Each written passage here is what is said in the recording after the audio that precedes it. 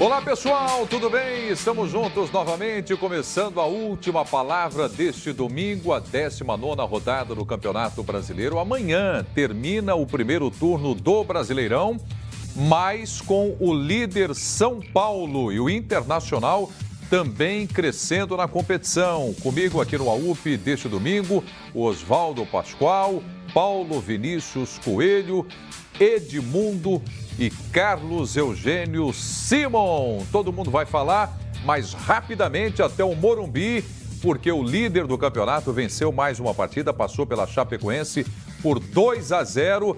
Vamos com o registro do Fernando Caetano. Boa noite, Caetano. Muito boa noite, Nivaldo Prieto, a todos que nos acompanham no A Última Palavra. Falamos ao vivo aqui do Morumbi. Domingo de festa para a torcida do São Paulo. 41 mil pessoas presentes aqui no estádio, comemorando então a conquista simbólica do primeiro turno do Campeonato Brasileiro. Não representa muito, mas vale destacar que na história dos pontos corridos, jamais o São Paulo alcançou 41 pontos em um turno, o que deixa aí a torcida animada. Afinal, nem no tricampeonato em 2006, 2007 e 2008, o São Paulo chegou a essa pontuação em um turno. 41 pontos, abre 3 para o Inter, 4 do Flamengo, 5 para o Grêmio. Enfim, a torcida do São Paulo então comemorando. Nós estamos aqui na zona mista para aguardar a saída dos jogadores. Hoje, com certeza, com esse título simbólico do primeiro turno, a vitória, muitos jogadores vão passar por aqui, vão falar. Teremos também a entrevista do técnico Diego Aguirre. Enfim, um domingo de festa especial para a torcida são paulina aqui no Morumbi. E daqui a pouco a gente volta com mais desse jogo aí. São Paulo 2-0 para cima da Chapecoense, de volta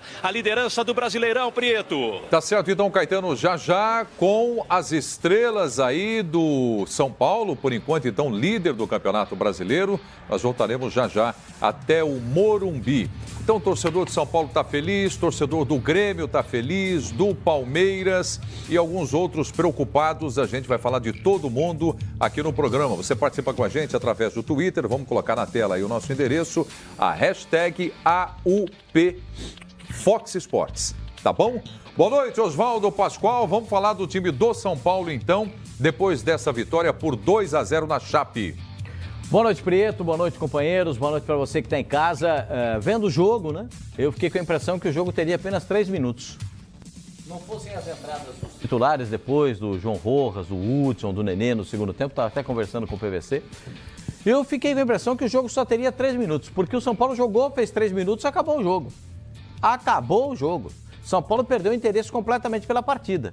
Aí no segundo tempo, com a volta dos titulares, aí o jogo ganhou outro tom, São Paulo ganhou por 2-0, é líder do campeonato, já era líder ganhando por 1-0, até empatando. Quando a bola rolou, o São Paulo já assumiu novamente a liderança do Campeonato Brasileiro e o São Paulo, para mim, de maneira correta e justa, é líder do campeonato pelo empenho, pela dedicação, pelo formato de jogo que utiliza. O São Paulo é um dos poucos clubes brasileiros que se utiliza de uma forma de jogar muito interessante. É só você notar. Como é que nascem os gols do time do São Paulo? Quase todos pelo lado do campo.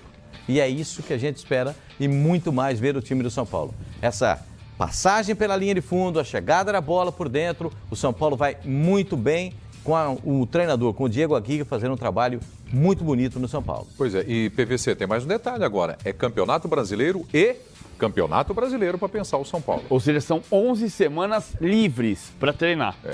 São Paulo termina o turno com 3 pontos de vantagem sobre o segundo colocado, que é para levar a sério é o Internacional. No ano passado, o Corinthians fechou com 8 pontos de vantagem o primeiro turno. Então tem um grande campeonato na segunda metade. Pois é. Então é isso. Edmundo, falando do líder do campeonato, fechando o primeiro turno na primeira posição, o tricolor paulista. Com totais méritos, assim. Boa noite a todos, boa noite, Prieto, boa noite principalmente a você de casa, com méritos, porque o São Paulo, que tinha dificuldade no início do ano com o Dorival Júnior de montar uma equipe, com a Aguirre está montando 2, né?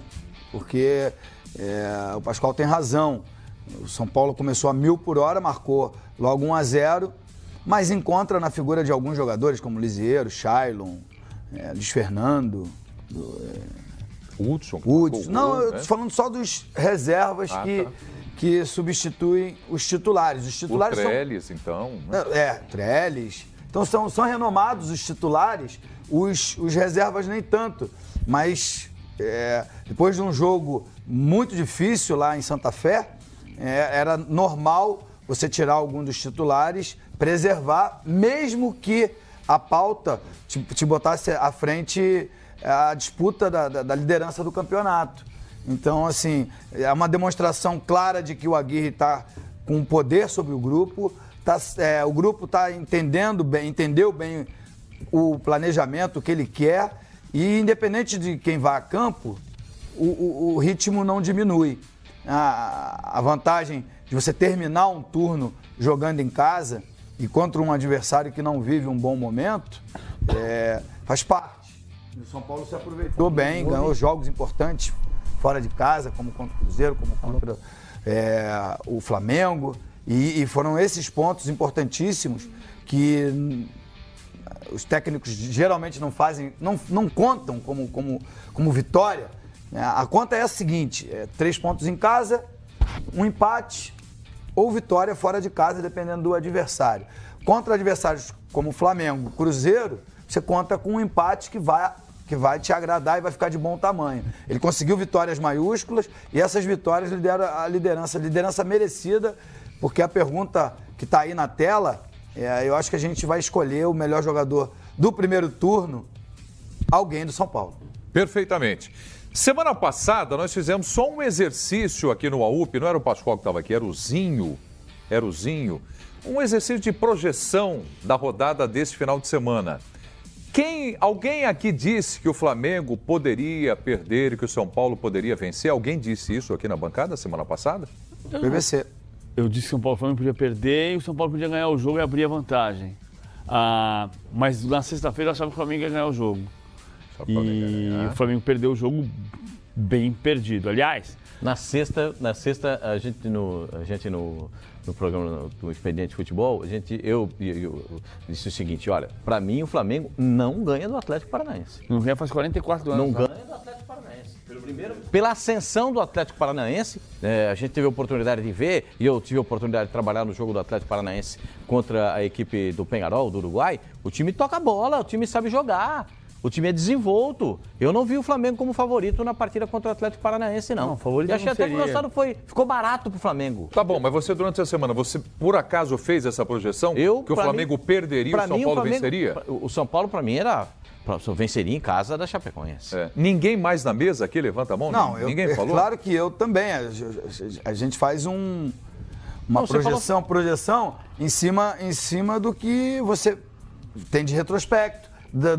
Das últimas apresentações do time. A gente achava que era muito fácil o São Paulo ganhar, mas também a gente achava que era fácil o Internacional ganhar do Paraná, porque o Paraná é lanterna e o gol só saiu nos acréscimos. Então, assim, projetar, achar, é uma obrigação nossa, mas não necessariamente que isso vai acontecer. Claro, é que eu joguei isso aqui na bancada semana passada e teve um companheiro nosso que foi claro e objetivo dizendo: Flamengo perde na próxima rodada e o São Paulo vence. Boa noite, Carlos Eugênio Simon. Presente, eu cravei isso aí. Tá? Quando tu passou a bola, eu estava respondendo uma polêmica de arbitragem, aí tu falou, não vai ficar em cima do muro, Simon? Eu disse, não mesmo. E divirjo de alguns dos companheiros que estão aqui, que o São Paulo vai aumentar o número de pontos em relação ao Flamengo, porque o São Paulo joga contra a Chapecoense, tá? Grande chance de ganhar, como confirmou o resultado, e o Flamengo é difícil. Há alguns anos não vence lá em Curitiba contra o Atlético Paranaense. 44 pelo Brasileiro. Pois é. Então, em cima desses dados, eu cravei aqui onde eu estou, domingo passado, essa projeção e se confirmou. Então, o São Paulo líder, o Internacional sofreu bastante para ganhar do Paraná, mas ganhou, tem que ganhar. O Paraná é uma das equipes aí que está namorando o rebaixamento faz algum